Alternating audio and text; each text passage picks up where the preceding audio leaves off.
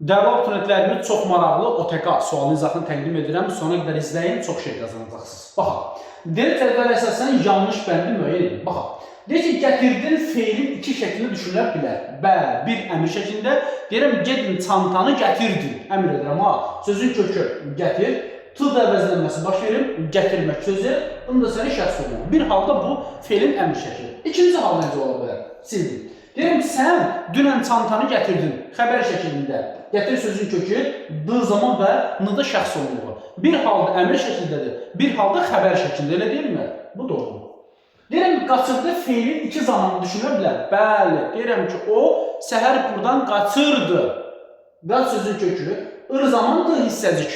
Eyni zamanda keçmiş zamanda da düşünə bilərəm. Deyirəm ki, o, məsələn, bədəkdə kitabı və ya da körpəni qaçırdı, yəni apardı mənasında. O zaman demək olur, qaç sözün kökü olur, leksi şəklidir, d da zaman olur. İki halda düşünə bilərəm. Həm keçmiş, həm də indiki. İkisi doğrudur. Atıldı feili iki qrammatik mənada düşünə bilər. Bəli, deyirəm o tərəfdən bəri bir daş atıldı. Məhsulunu kim atıb bilmirəm. Pilosda deyirəm əskər irəli atıldı. Bu hansı oldu? Qayıdış növdə. Bəli.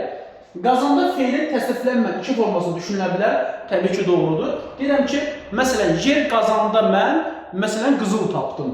Qaz sözün kökü, anda əldə feili bağlamanın şəkilçisi, pilosda feili sifət kimi də düşünə bilərsən, qazan adam mənasında. Deyirəm, yer qazanda alət var.